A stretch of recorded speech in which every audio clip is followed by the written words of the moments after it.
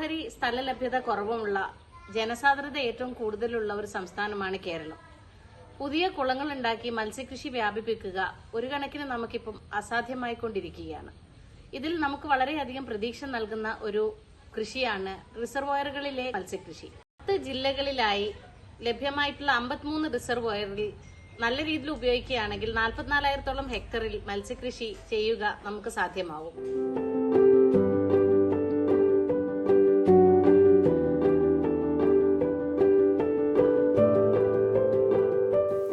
പടിഞ്ഞാറ് അറബിക്കടലും കിഴക്ക് സഹ്യസാനുവും അതിരിടുന്ന കേരളത്തെ 44 നദികളും 67 റിസർവോയറുകളും ചേർന്ന് ജലസമൃദ്ധമാക്കുന്നു.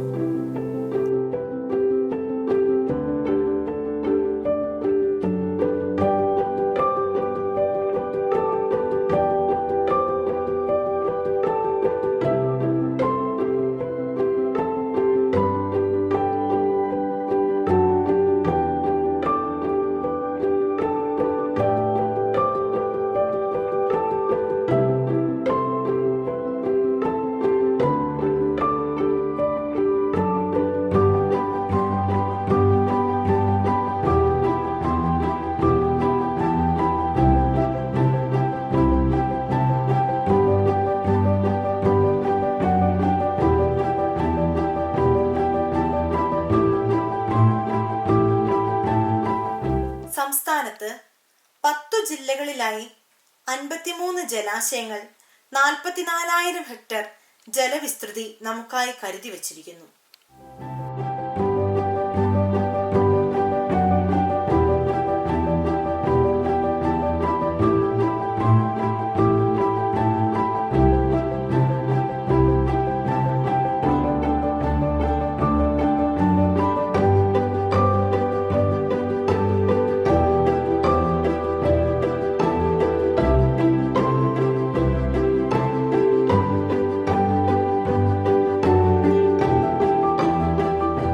വൈദ്യുതോൽപാദനവും ജലസേചനവും മുഖ്യ ലക്ഷ്യങ്ങളാണെങ്കിലും ഗോത്രവിഭാഗങ്ങൾ അടക്കം ആയിരക്കണക്കിന് മത്സ്യത്തൊഴിലാളി കുടുംബങ്ങളുടെ ജീവിത സന്ധാരണത്തിനും ഈ ജലവിസ്തൃതി പ്രയോജനപ്പെടുന്നു.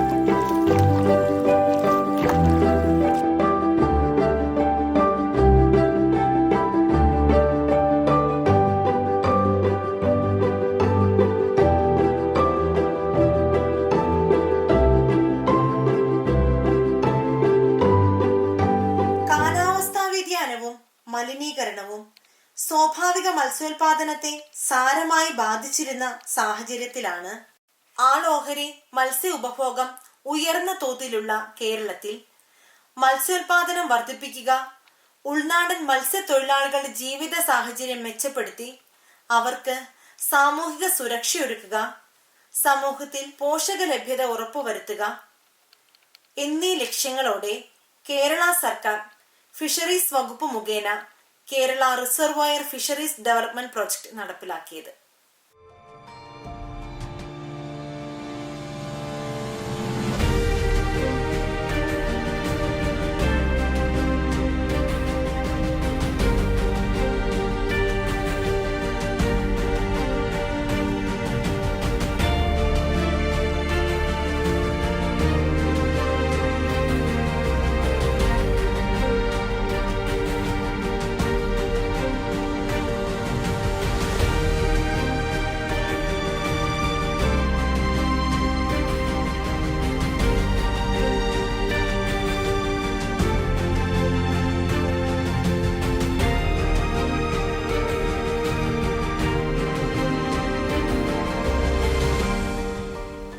ഭാഗമായി അതാത് ജലാശയങ്ങളുമായി ബന്ധപ്പെട്ട് ഉപജീവനം നടത്തുന്ന ഉൾനാടൻ മത്സ്യത്തൊഴിലാളികളെ ഉൾപ്പെടുത്തി സംഘങ്ങൾ രൂപീകരിക്കുകയും അവർക്ക് കുട്ടവഞ്ചി, വല, മറ്റ് വിപണന ഉപാധികൾ എന്നിവ നൽകുകയും ചെയ്തിട്ടുണ്ട്.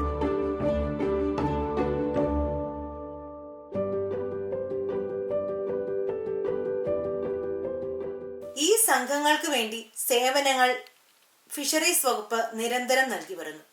മത്സ്യവില്പനയിലൂടെ ലഭിക്കുന്ന തുകയുടെ 25% ഇപ്രകാരം രൂപീകരിക്കപ്പെട്ട സംഘങ്ങൾ തുടർ വർഷങ്ങളിൽ മത്സ്യവിത്തു നിക്ഷേപം നടത്തുന്നതിനും പദ്ധതി വിഭാവനം ചെയ്യുന്നു.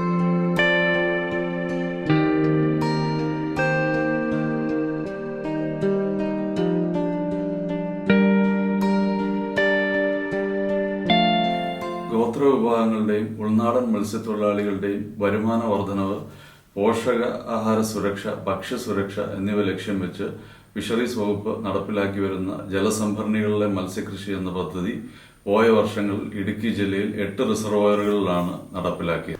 இதை வச்சு தான் கஞ்சி குடிக்கிறோம், மீன் பிடிச்சு தான் ஜீவிக்கிறோம்.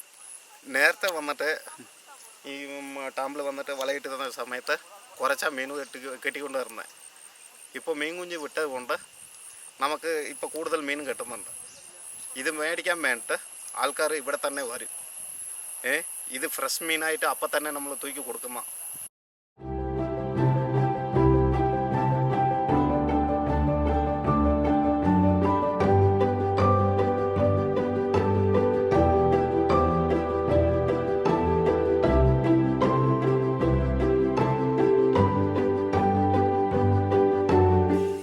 മാപ്പിള എങ്ങനെ മാപ്പിള?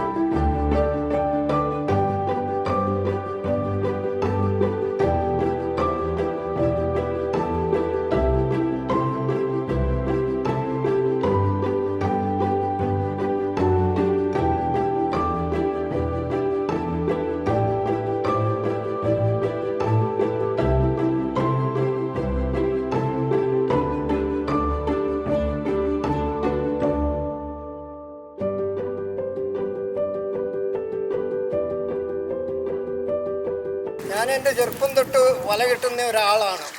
പൊന്മുടി ഡാമിൽ വല കെട്ടാൻ തുടങ്ങിയിട്ട് ഏതാണ്ട് 50 കൊല്ലത്തിന് മുകളിലായി. അന്ന് ഈ ഡാമിൽ വല കെട്ടുന്നവർക്ക് ക്ഷേമനിധിയോ സംഘമോ ഒന്നും തന്നെ ഇല്ലായിരുന്ന ഒരു കാലത്ത് പോലും ഞങ്ങളിവിടെ വല കെട്ടിക്കൊണ്ടിരുന്ന ആളാണ്. ഇന്ന് ഞങ്ങൾക്ക് സർക്കാരിൽ നിന്ന് ഉള്ള ആനുകൂല്യങ്ങൾ കിട്ടുന്നുണ്ട്. ഇപ്പോൾ ഏതാണ്ട് 5 പ്രാവശ്യത്തിൻ്റെ അടുത്ത് മീൻ ഇട്ടിട്ടുണ്ട്. ആ മീനാണ് ഇപ്പോൾ ഞങ്ങൾക്ക് ഭൂരിപക്ഷവും കിട്ടുന്നത്.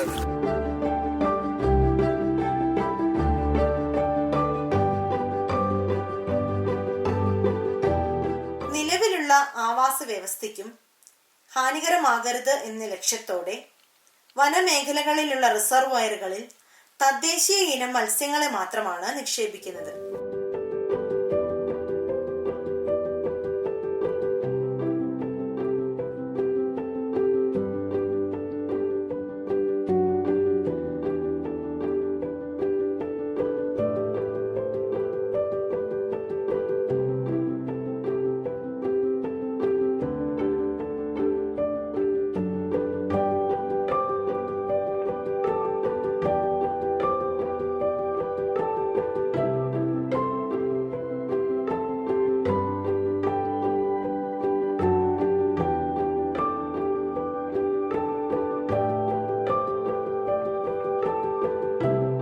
വകുപ്പുകളുടെ അധീനതയിലാണ് കേരളത്തിലെ ജലാശയങ്ങൾ. അതുകൊണ്ട് തന്നെ ഈ വകുപ്പുകളുടെ ഒറ്റക്കെട്ടായ ശ്രമം സാധ്യമാവാത്തത് പദ്ധതിയുമായി ബന്ധപ്പെട്ടുള്ള പ്രവർത്തനങ്ങളെ പലപ്പോഴും ബാധിക്കുന്നത് തിരിച്ചടിയാണ്.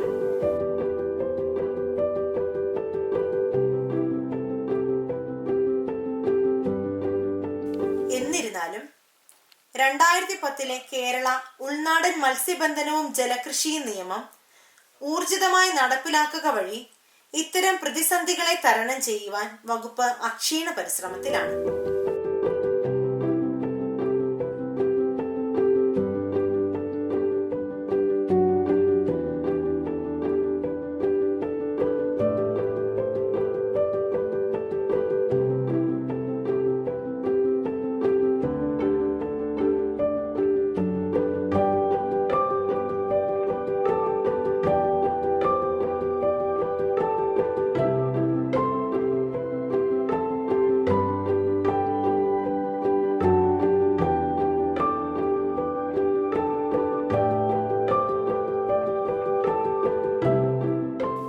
2020 നമ്മുടെ ജലാശയങ്ങൾ പകർന്നു തന്ന മത്സ്യസമ്പത്തിനേക്കാൾ ഗണ്യമായ വർധനവാണ് 2022 ആയപ്പോൾ നമുക്കുള്ളത്.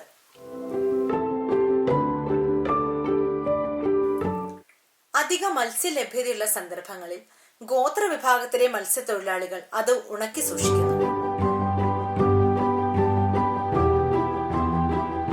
മത്സ്യബന്ധനത്തിൽ ഏർപ്പെടുന്ന തൊഴിലാളികൾക്കും അവരുടെ കുടുംബാംഗങ്ങൾക്കുമായി ഇൻഷുറൻസ്, വിദ്യാഭ്യാസ ആനുകൂല്യം, സമ്പാദ്യ സമാശ്വാസ പദ്ധതി എന്നിവ ഫിഷറീസ് വകുപ്പ് നടപ്പിലാക്കുന്നു.